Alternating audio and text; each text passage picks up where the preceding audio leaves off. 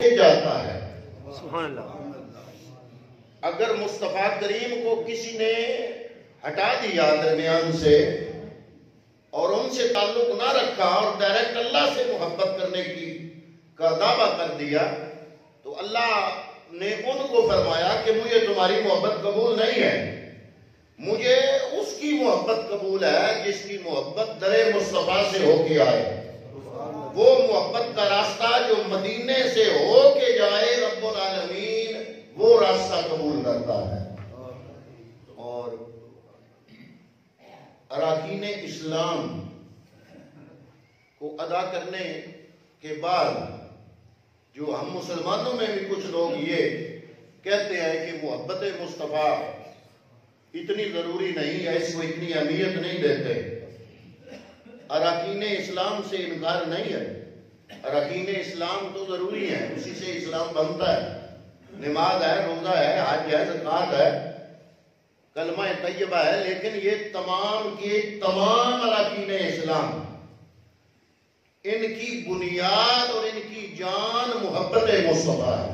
سبحان اللہ۔ تو حضرت عمر فاروق رضی اللہ تعالیٰ عنہ کا واقعہ آپ کے سامنے ہے کہ حضور کی بارگاہ میں آئے اور عرض کیا یا رسول اللہ صلی اللہ علیہ وسلم، مجھے آپ سے اپنی اولاد سے، والدین سے، اپنے کاروبار اور دنیا کے تمام مال و متاع سے بڑھ کے آپ سے محبت ہے۔ تو حضور نے پوچھا کہ اے عمر کیا اپنی جان سے بھی زیادہ مجھ سے محبت رکھتے ہو؟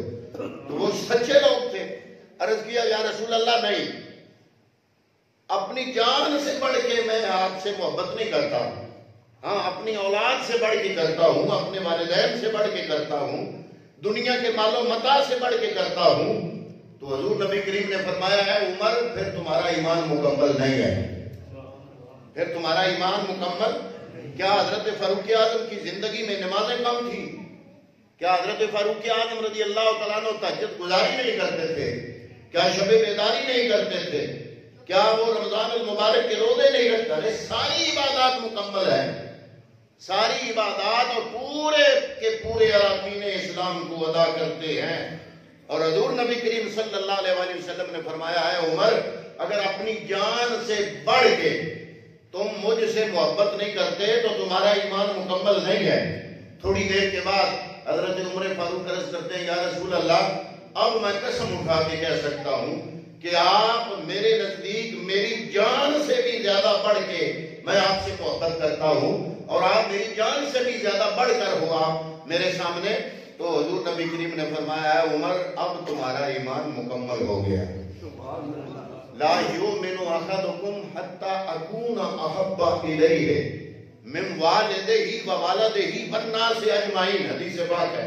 حضور نے فرمایا تم میں سے کوئی بندہ بھی اتنے تک صاحب ایمان نہیں ہو سکتا جتنے تک وہ مجھ سے اپنی جان، اپنی اولاد، اپنے والدین اور تمام دنیا کے لوگوں سے بڑھ کے مجھ سے محبت نہ کرے۔ تو ہم مسلمانوں میں بھی کچھ گروپ ایسے ہیں جو اراکین اسلام کی ادائیگی پر تو بہت زیادہ زور دیتے ہیں لیکن محبت مصطفیٰ اور عشق مصطفیٰ کو اتنا اہمیت نہیں دیتے یا اس کو کمزور سمجھتے ہیں۔ تو ان کے لیے حضرت فاروق اعظم رضی اللہ تعالیٰ عنہ کا یہ قول جو ہے وہ بڑی توجہ کے قابل ہے کہ حضرت فاروق اعظم رضی اللہ تعالیٰ عنہ عرض کرتے ہیں یا رسول اللہ اب آپ میرے نزدیک میری جان سے بھی بڑھ کر ہیں۔ تو حضور نے فرمایا کہ اے عمر فاروق اب تمہارا ایمان مکمل ہو گیا۔ حضرت زید بن دسنہ کو اس وقت حضرت ابو سفیان ابھی مسلمان نہیں ہوئے تھے تو چونکہ سردار تھے تو وہ کمزور لوگوں کو پکڑ لیتے تھے کہ تم نے محمد کا کلمہ کیوں پڑھا، اسلام کیوں قبول کیا، مسلمان کیوں ہوئے۔ حضرت زید بن دسنہ کو پکڑ لیا گیا مکے کی زندگی میں اور ان کو لا کے بٹھا دیا گیا اور ان کو پھانسی کے تختے پہ بٹھایا اور ان کو کہا کہ اب تمہیں پھانسی دینے لگے ہم۔ اس وقت انہوں نے کہا کہ اے زید کیا جس مقام پہ آپ بیٹھے ہو یہ ٹھیک ہے یا اس کی جگہ اپنے بال بچوں میں خوشی سے زندگی گزارتے وہ چیز درست ہے؟ اب تو تم بھی سوچ رہے ہوگے کہ جس کی وجہ سے ہم نے تمہیں یہاں لا کر بٹھایا ہے وہ تمہارا نبی یہاں پہ ہو اور تم اپنے بال بچے میں ہو۔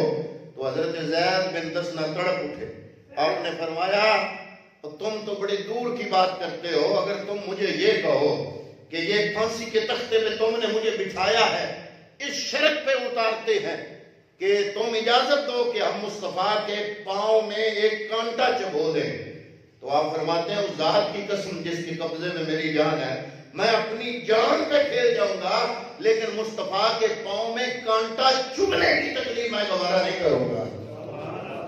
یہ محبت مصطفیٰ ہے۔ اب آپ کے سامنے ذہن میں یہ سوال ہوگا کہ جناب محبت تو بذات خود ہوتی ہے، دھکے سے تو نہیں ہو جاتی، یہ تو غیر اختیاری معاملہ ہے، اختیاری تو نہیں ہے، تو ہم دھکے کے ساتھ زبردستی کسی سے کیسے محبت کر سکتے ہیں؟ تو اس کے لیے علماء فرماتے ہیں کہ محبت جن وجوہات کی بنا پہ کسی سے ہوتی ہے، یا تو آپ اس کی شکل و صورت، حسن و جمال کو دیکھ کے محبت کرتے ہیں، یا پھر وہ بہت زیادہ فضل و کمال والا ہوتا ہے کہ اس کے فضل اور کمال کو دیکھ کے، اس کے کریکٹر کو دیکھ کے، اس کی لائف سٹائل کو دیکھ کے، اس کے اخلاق کو دیکھ کے، اس کی طرز زندگی کو دیکھ کے، اس کا اٹھنا بیٹھنا، کھانا پینا، آنا جانا، اس کی زندگی کے مختلف جو ہے وہ مختلف معاملات، ان کو دیکھ کے اس کے فضل و کمال کو مانتے ہوئے آپ کو کسی بندے سے پیار ہو سکتا ہے۔ یعنی یا حسن و جمال جس سے آپ کا عشق ہو، محبت ہو، یا تو صاحب حسن و جمال ہوگا، یا پھر صاحب فضل و کمال ہوگا، اور یا پھر اس کی سخاوت اتنی ہے، عطائیں اتنی ہیں، آپ پر اس کی نوازشات، آپ پر اس کی عطائیں، آپ پر اس کی سخاوتیں، فیاضیاں اتنی ہیں، وہ اتنا آپ کو دیتا ہے کہ آپ اس کے اس دینے، اس فیاضی، اس کو کہتے ہیں جود و نوال، یا تو وہ صاحب جود و نوال ہوگا تو پھر آپ کو اس سے محبت یا پیار ہوگا۔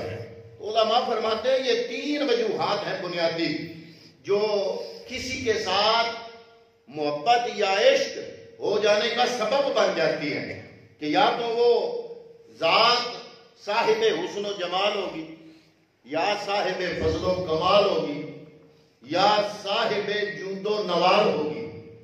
تو علماء فرماتے ہیں اگر ان تینوں چیزوں کو سامنے رکھیں تو اس کائنات کے اندر اگر صاحب حسن و جمال کے ساتھ عشق ہوتا ہے تو حضور نبی کریم صلی اللہ تعالیٰ علیہ وسلم کو میرے رب نے وہ حسن و جمال عطا کیا تھا کہ احمد نہیں انہوں نے کہہ دیا جنہوں نے بھی آپ کو دیکھا کہ وہ احسن من کلم ترقت عینی و اجمل من کلم تلد النساء خلقت مبرأ من کل عیب کانک قد خلقت کما تشاء۔ اے محبوب کریم صلی اللہ علیہ وسلم، حضرت حسان ابن ثابت عرض کرتے ہیں میری آنکھ نے آج تک آپ جیسا حسین نہیں دیکھا۔ اور جب حضرت حسان ابن ثابت حضور نبی کریم کی مدح سرائی کرتے تھے نا تو حضور دعا کرتے تھے، کیونکہ کافر کرتے تھے حجب حضور کی حجب میں کافر، چونکہ وہ عربی تھے، عرب کا معنی ہے بول چال والا، بولنے والا، جس کو گفتگو کا ڈھنگ آتا ہو، بولنے کا طریقہ آتا ہو، اس کو کہتے ہیں عرب۔ وہ اپنے آپ کو صاحب زبان سمجھتے تھے، گفتگو کرنے کا ہمیں طریقہ جتنا ہے اتنا کسی کو نہیں۔ عرب کے علاوہ جو جتنے ہیں ان کو عجم کہتے ہیں، عجم کا معنی ہے گونگا، یعنی ان کو اپنی فصاحت و بلاغت پہ بڑا ناز تھا، اور وہ اسی شاعری میں حضور نبی کریم صلی اللہ تعالیٰ علیہ وآلہ وسلم کی حجم کرتے تھے، اور مقابلے میں حضرت حسان ابن ثابت حضور کی نعت پڑھتے تھے، حضور کی ثناخوانی فرماتے تھے۔ تو حضور نے حضرت حسان ابن ثابت کے لیے دعا کی کہ اللہم ایدہ بروح القدس، یا اللہ حضرت حسان ابن ثابت کی روح قدس کے ذریعے سے مدد فرما، جبریل امین کے ذریعے سے حسان ابن ثابت کی مدد فرما۔ حضور کی دعا قبول ہوئی اور جبریل امین حضرت حسان ابن ثابت کی مدد کرتے تھے۔ کیسے؟ ایسے تو نہیں کہ جس طرح آپ جوڑی نعت خوانوں کی کھڑی ہو جاتی ہے، ایک پڑھتا ہے جب وہ تھک جاتا ہے پھر دوسرا، ایسا تو نہیں ہوگا کہ حسان ابن ثابت جب نعت پڑھتے پڑھتے تھک جاتے ہوں گے تو جبریل مدد کے لیے نعت پڑھنے کے لیے کھڑے ہو جاتے تھے؟ نہیں، یہ بات بھی نہیں۔ تو پھر جبریل نے جب مدد کی حسان ابن ثابت کی تو کیسے مدد کی؟ جبریل فرشتہ ہے، اس نے کیسے حسان ابن ثابت کی مدد کی؟ وہ خیال لاتے تھے حسان ابن ثابت کے دماغ میں، اور ان خیالات کو الفاظ کا جامع پہنانے میں حضرت حسان ابن ثابت کی مدد کرتے تھے۔ تو گویا جب حسان ابن ثابت یہ پڑھ رہے ہیں وَأَحْسَنُ مِنْكَ لَمْ تَرَ قَطُّ عَيْنِي، یا رسول اللہ میری آنکھ نے تیرے جیسا حسین دیکھا نہیں۔ حسان ابن ثابت نے تو بعد میں کہا، گویا پہلے جبریل یہی ملفوظات اور یہی معانی اور یہی مضمون حضرت حسان ابن ثابت کے دماغ میں ڈالنے سے پہلے یہ کہہ رہے ہیں کہ حسان ابن ثابت کی تو عمر ہے 120 سال۔ یا رسول اللہ جبریل، میں جو حضرت آدم سے لے کر آپ تک تمام انبیاء کی طرف وہی لے کے آنے والا ہوں جس کی عمر بے شمار ہزاروں نہیں کروڑوں برس ہے۔ یا رسول اللہ وَأَقْسَمُ مِنْكَ لَمْ تَرَ قَطُّ عَيْنِي، حسان ابن ثابت سے پہلے تو جبریل نے کہا کہ یا رسول اللہ حسان ابن ثابت کی عمر تو ہوگی 120 سال، میں جبریل نے بھی اپنی زندگی میں تیرے جیسا حسین نہیں دیکھا۔ تو کسی کہنے والے نے جبریل کی یہ ترجمانی کی کہ آفاق ہر گردیدام میرے بتاں برزیدام بسیار خوبہ دیدام لیکن تو چیزیں دیگری۔ یا رسول اللہ میں نے بڑے بڑے آفاق کھنگال مارے، آفاق ہا گردیدام، آفاق میں گردش کرتا رہا، میرے بتاں برزیدام بڑے بڑے حسین دیکھے، انبیاء کی محفلوں میں گیا، ہر نبی کی طرف وہی لے کر گیا، لیکن بسیار خوبہ دیدام بہت ہی خوبصورت لوگ دیکھے لیکن تو چیزیں دیگری۔ وَأَقْسَمُ مِنْكَ لَمْ تَرَ قَطُّ عَيْنِي، حسان ابن ثابت کی زبان پر آنے سے پہلے جبریل کہہ رہا ہے میری آنکھ نے بھی تیرے جیسا حسین نہیں دیکھا۔ حضرت جابر بن سمرہ رضی اللہ تعالیٰ عنہ کبھی حضور کی طرف دیکھتے ہیں، کبھی چاند کی طرف دیکھتے ہیں۔ حضور نے فرمایا کبھی ادھر دیکھتے ہو کبھی مجھے دیکھتے ہو، کیا وجہ ہے؟ عرض کیا یا رسول اللہ میں دیکھ رہا ہوں کہ آسمان کا چاند زیادہ حسین ہے کہ مدینے کا چاند زیادہ حسین ہے۔ یا اے جابر بن سمرہ پھر کیا نتیجہ نکالا؟ عرض کی یا رسول اللہ وہ کروڑوں بھی ہوں تو آپ کے قدموں پہ نشابت ہونے کے لیے تیار ہے۔ حضرت عائشہ صدیقہ رضی اللہ تعالیٰ عنہ کے حال آپ کے سامنے ہے، دیگر صحابہ کرام فرماتے ہیں کان الشمس تجری علی وجہہ، مصطفیٰ کی طرف دیکھتے تھے تو سورج آپ کے چہرے پہ چلتا تھا۔ اور حضرت سیدہ عائشہ صدیقہ کی رات کے اندھیرے میں سوئی گم ہو جاتی ہے اور حضور جاتے ہیں تو کیا آپ کی روشنی سے وہ سوئی مل جاتی ہے، سوئی ڈھونڈ لیتی ہیں، عرض کرتی ہیں یا رسول اللہ صلی اللہ علیہ وسلم سوئی گم ہو گئی تھی، سی رہی تھی کچھ گر گئی، آپ تشریف لائے تو آپ کی روشنی سے مجھے سورج وہ سوئی مل گئی۔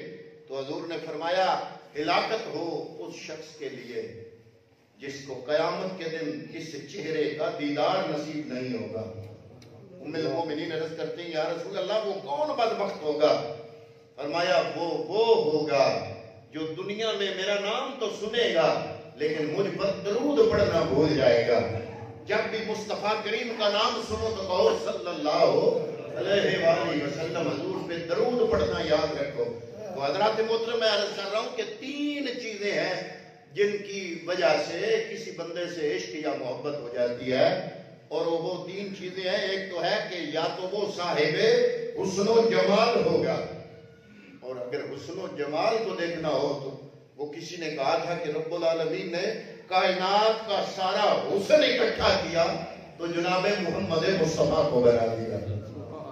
کسی نے کہا کہ یا رسول اللہ کیا حضرت یوسف علیہ السلام تو بڑے حسین تھے، تو آپ کا حسن ان کے سامنے کیسا ہے؟ تو حضور نے فرمایا کہ ایک فرق تھا حضرت یوسف اور میرے حسن میں۔ حضرت یوسف کے چہرے پہ نظر ٹکتی نہیں تھی، اور مجھ پہ جو نظر ٹک جاتی ہے وہ ہٹتی نہیں ہے۔ سبحان اللہ۔ مجھے اللہ نے ملیح حسن والا بنایا ہے، ملاحت ہے میرے حسن میں۔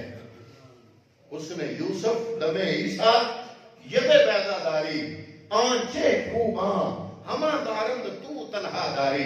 وہ کسی نے کہا تھا کہ حسن یوسف بھی لے لو، دم عیسیٰ بھی لے لو، ید بیضا بھی لے لو، وہ تمام انبیاء کے سارے اوصاف اکٹھے کر لو۔ ہر نبی کا ایک ایک وصف بڑا مشہور تھا، ان تمام انبیاء کے تمام اوصاف اور حسن و جمال کو جب تمام انبیاء کے حسن و جمال کو اکٹھا کیا جائے تو وہ ایک ذات بنتی ہے جس کا نام ہے محمد مصطفیٰ۔ میں عرض کر رہا ہوں کہ کسی کے ساتھ اگر محبت کرنی ہو تو یا تو حسن و جمال کے ذریعے سے کسی سے محبت ہوتی ہے، اور اگر حسن و جمال دیکھنا ہو تو اللہ نے مصطفیٰ کریم کے حسن و جمال کا صدقہ پوری کائنات میں حسن و جمال تقسیم فرمایا، اس میں آپ کا ثانی کوئی نہیں۔ یا پھر فضل و کمال کے حساب سے کسی سے محبت ہوتی ہے یا عشق ہوتا ہے تو اللہ رب العالمین نے جو اپنے پیارے حبیب کو فضل و کمال عطا فرمائے وہ بھی انتہا کہتے ہیں۔ حضرت آمنہ سے لے کر حضرت حلیمہ اور حضرت ابو بکر صدیق رضی اللہ تعالیٰ عنہ سے لے کر آخری صحابی تک جس سے بھی پوچھو تو انہوں نے یہی کہنا ہے کہ جو فضل و کمال اللہ رب العالمین نے محمد مصطفیٰ صلی اللہ علیہ وسلم کو عطا فرمائے تھے وہ اس کائنات میں کسی کو میسر نہیں، بلکہ ساری کائنات کے فضل و کمال اگر اکٹھے کیے جائیں تو ایک ذات بنتی ہے، اور وہ ذات ہے جناب محمد مصطفیٰ صلی اللہ علیہ وسلم۔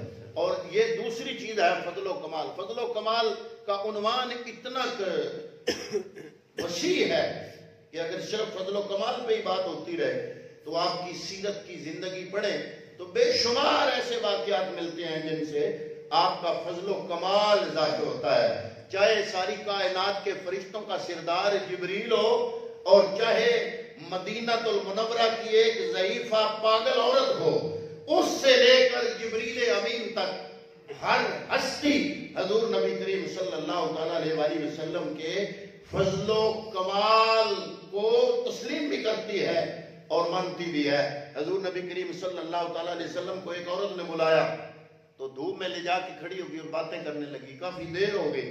ایک صحابی قریب آیا، عرض کیا یا رسول اللہ یہ تو پاگل ہے، اس سے تو مدینے کا کوئی بندہ بات ہی نہیں کرتا، یہ جس کو بھی لے کے نفسیاتی مریضہ ہے، جس کو بھی یہ باتیں کرنا چھیڑ دیتی ہے، لے کے کھڑی ہوتی ہے، پورا دن کھڑی رہتی ہے، اور آپ ہو سیاح لامکاں 1.25 لاکھ نبیوں کے امام محبوب خدا ہو اور آپ کا وقت ضائع کر رہی ہے۔ حضور نبی کریم نے فرمایا کیا سمجھتے ہو کہ اس عورت کا میں نبی نہیں ہوں؟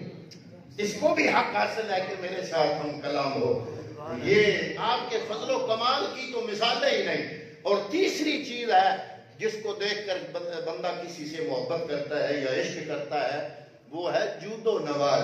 اور اگر حضور نبی کریم صلی اللہ تعالیٰ علیہ وسلم کے جود و نوال کو دیکھا جائے تو کائنات میں اتنا سخی آپ کو نہیں ملے گا۔ حضور کا اپنا ارشاد ہے، حضور نبی کریم صلی اللہ تعالیٰ علیہ وسلم نے صحابہ سے سوال کیا، جانتے ہو اتادری آج من اجود و جودا، اللہ کی اس کائنات میں سب سے زیادہ سخی کون ہے جانتے؟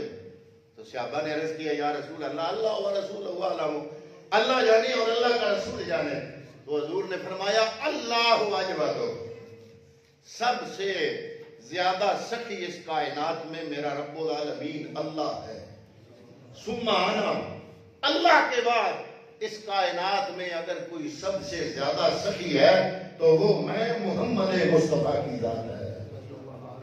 یہ حضور نبی کریم صلی اللہ علیہ وسلم کی کیا سخاوت کام ہے کہ کلمہ پڑھ کے صرف آپ کو دیکھنے سے ہی بندے پہ جہنم کی آگ حرام ہو جائے۔ وہ میں کئی دفعہ آپ کے سامنے عرض کر چکا ہوں کہ ایک اعرابی آیا، بدو آیا آپ کے سامنے اور بڑی بدتمیزی سے آ کے بد مزاجی کے ساتھ اکھڑ لہجے میں آگے کہتا ہے محمد میں کچھ لینے آیا ہوں۔ تو حضرت علی المرتضیٰ شیر خدا کی روایت ہے، فرماتے ہیں کہ ہم بڑے حیران ہوئے کہ آیا بھی مانگنے ہے اور مانگتا بھی بڑے اکھڑے ہوئے لہجے سے ہے۔ تو حضور نے فرمایا تم کیا چاہتے ہو، تمہیں ملے گا، آؤ بیٹھو۔ وہ بیٹھ گیا، اس نے کہا مجھے اتنے 100 درہم چاہیے۔ حضور مسکرائے، آپ نے فرمایا مل جائیں گے۔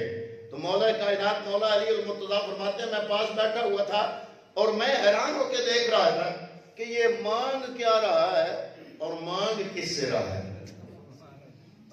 مانگ کیا رہا ہے اور مانگ کس سے رہا ہے۔ تو حضرت علی المرتضیٰ شیر خدا فرماتے ہیں ہم بڑے حیران ہوئے، حضور نے اس کو دراہم و دینار دیے، فرمایا لو کافی ہیں، اور کچھ؟ اس نے کہا مجھے سواری کے لیے ایک اونٹ بھی چاہیے۔ حضرت علی فرماتے ہیں میں اور حیران ہوا کہ کبھی یہ دینار مانگتا ہے کبھی یہ اونٹ مانگتا ہے، مانگ کس سے رہا ہے۔ حضرت علی حیران اس بات پہ ہے کہ اتنی بڑی ذات سے اس نے مانگا بھی تو کیا مانگا۔ تو حضور نے پھر جملہ بولا، حضور نے فرمایا تم تو حضرت موسیٰ علیہ السلام کی، حضرت یوسف علیہ السلام کے زمانے کی بڑھیا سے بھی گئے گزرے ہو۔ صحابہ نے عرض کیا یا رسول اللہ یہ کیا واقعہ ہے؟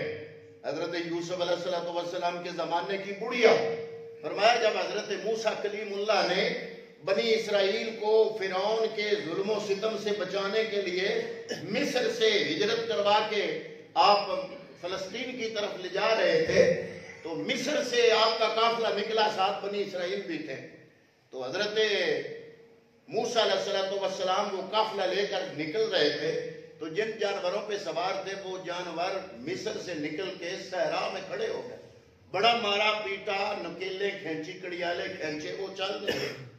حضرت کلیم اللہ نے قافلے والوں سے پوچھا کہ کوئی روحانی وجہ ہے ان جانوروں کے نہ چلنے کی؟ غور کرو تم میں سے کسی نے کوئی غلطی تو نہیں کی؟ تو جو بڑے سیانے لوگ تھے نا ان میں سے ایک دو بندے نا حضرت کلیم اللہ کے پاس آئے، تو عرض کیا جناب ہم سے غلطی ہو رہی ہے۔ تو حضرت کلیم اللہ نے کہا کہ کون سی غلطی؟ انہوں نے کہا جب حضرت ہزاروں سال پہلے اس مصر میں حضرت یوسف علیہ السلام کا وصال ہونے لگا تو انہوں نے وصیت فرمائی تھی کہ ایک وقت آئے گا کہ تم بنی اسرائیل، یہ اسرائیل حضرت یعقوب علیہ السلام کا لقب ہے نا، اور حضرت یعقوب حضرت یوسف کے والد محترم، تو آپ نے فرمایا کہ ایک وقت آئے گا کہ تم بنی اسرائیل مصر سے ہجرت کر جاؤ گے، تو جب تم مصر سے ہجرت کرنے لگو نا تو میرے جسد مقدس کو اپنے ساتھ لے جانا، میں ادھر دفن ہوں گا تو مجھے ساتھ لے جانا، ادھر نہ چھوڑ جانا۔ تو جناب ہمارے آباء و اجداد نے، بنی اسرائیل کے لوگوں نے، ہمارے جو باپ دادا تھے انہوں نے وعدہ کیا تھا ان سے کہ جب ہم ہجرت کرنے جائیں گے تو آپ کو ساتھ لے جائیں گے، تو اب حضرت یوسف کو لیے بغیر ہم ہجرت کر رہے ہیں، تو اس وجہ سے حضرت کلیم اللہ نے فرمایا بالکل یہی وجہ ہے۔ تم میں سے کون ہے جس کو پتا ہے کہ حضرت یوسف علیہ السلام کا مزار کہاں ہے؟ انہوں نے عرض کیا جناب وہ تو نہ تو اس وقت میڈیا کا دور تھا نہ اخبار تھے کہ کسی کو پتا ہوتا، ہزاروں سال جناب گزر گئے، کوئی پتا نہیں۔ ہاں ایک بڑھیا کو پتا ہے، ایک بڑھیا کو پتا ہے، فرمایا لاؤ اس بڑھیا کو۔ وہ بڑھیا آئی، آپ نے فرمایا بھی تمہیں پتا ہے کہ حضرت یوسف علیہ السلام کہاں دفن ہے؟ اس نے عرض کیا جی مجھے پتا ہے، لیکن میں بتاؤں گی نہیں، میں بتاؤں گی نہیں، میری 2 شرطیں ہیں وہ پوری کریں پہلے۔ آپ حضرت کلیم اللہ نے اس سے پوچھا وہ کیا چاہتی ہو؟ اس نے کہا پہلی بات تو یہ میں چاہتی ہوں کہ میں بڑھیا ہوں، آپ اللہ سے دعا کریں اللہ کے نبی ہو کہ میں جوان ہو جاؤں، میں جوان ہو جاؤں۔ حضرت موسیٰ کلیم اللہ نے علامہ غلام رسول سعیدی صاحب تبیان القرآن میں بڑے مفسرین کی تفاسیر سے اخذ کرتے ہوئے، حوالہ دیتے ہوئے یہ واقعہ تبیان القرآن میں درج فرماتے ہیں کہ انہوں نے حضرت کلیم اللہ نے فرمایا کہ ٹھیک ہے میں دعا کرتا ہوں۔ انہوں نے دعا کی تو بڑھیا جوان ہو گئی، اور روایات میں یہ آتا ہے کہ ہر 52 سال بعد 52 ایئرز آفٹر 52 ایئرز، ہر 52 سال بعد اس کا جسم 23 سالہ عورت کا ہو جاتا تھا، ہر 52 سال بعد۔ اور کہتے ہیں کہ 1400 سال بعد بھی وہ زندہ رہی، اور جب حضرت سلیمان علیہ السلام کا زمانہ آیا تو آپ کے ساتھ اس کا نکاح ہوا، حضرت سلیمان کی بیوی بننے کا اس کو شرف نصیب ہوا۔ بہرحال حضرت کلیم اللہ نے کہا کہ ٹھیک ہے میں اللہ سے دعا کرتا ہوں، انہوں نے دعا کی تو دعا قبول ہو گئی۔ دوسری آپ نے فرمایا تمہارا کیا سوال ہے، دوسری شرط کیا ہے؟ اس نے کہا دوسری یہ ہے کہ آپ اللہ سے دعا کریں کہ کل جب جنت میں آپ جائیں تو میرا بھی آپ کے مکان کے ساتھ مکان ہو۔ روایت میں یہ لفظ موجود ہے کہ حضرت کلیم اللہ نے گریزاں کیا، اس سے گریزاں ہوئے، اس لیے گریزاں ہوئے ہوں گے کہ یہ جنت میں مجھے بور کرے گی، یہ عورت ہے، تو گریز کیا۔ جب حضرت کلیم اللہ نے گریز کیا تو رب کی طرف سے وحی آئی کہ اے کلیم اللہ یہ دوسری بات بھی اس کی مان لو۔ پتہ لگا جنت اللہ کے نبیوں کے قبضے میں ہے، جس کو چاہے عطا فرما دے۔ تو حضور نے اس بدو کو فرمایا تم تو حضرت موسیٰ علیہ السلام کے زمانے کی بڑھیا سے بھی گئے گزرے ہو، ارے مجھ سے مانگ رہے ہو تو دراہم و دینار اور اونٹ مانگ رہے ہو، تم مجھ سے جنت مانگو۔ جو اس بڑھیا نے حضرت کلیم اللہ سے جنت مانگی تھی، تو پھر اس بڑھیا بہرحال وہ واقعہ ایک الگ واقعہ ہے کہ اس بڑھیا نے عرض کیا کہ جب آپ فوت ہونے لگے تو آپ نے یہ وصیت فرمائی تھی، اور آپ کے وصال کے بعد پھر جھگڑا پڑ گیا۔ ایک محلے والے کہتے ہیں ادھر ہم اپنے محلے میں دفنائیں گے، دوسرے کہتے ہیں اپنے میں دفنائیں گے، تیسرے کہتے ہیں اپنے میں دفنائیں گے، جھگڑا بڑا۔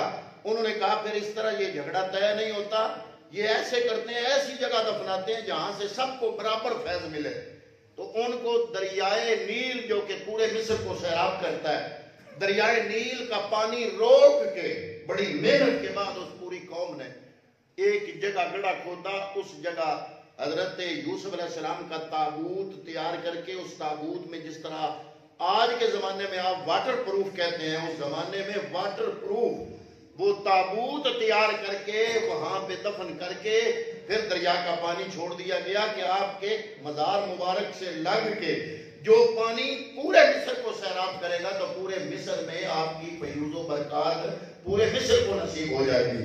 تو وہ دریائے نیل کے کس کنارے پہ دفن ہے، آؤ میرے ساتھ میں تمہیں دکھاتی ہوں۔ تو اس نے وہ جگہ دکھائی، وہاں سے حضرت یوسف علیہ السلام کو لے کے حضرت موسیٰ کلیم اللہ وما بنی اسرائیل فلسطین کی طرف چلے گئے۔ بات یہ کر رہا تھا کہ تیسری جو بات جو کسی کے ساتھ محبت ہونے کا سبب بنتی ہے وہ ہے صاحب جود و نوال ہونا، اور حضور اتنے صاحب جود و نوال ہیں کہ دنیا کی نعمتیں بھی سخاوت فرماتے ہیں اور جنت بھی اپنے لوگوں کو سخاوت فرماتے ہیں۔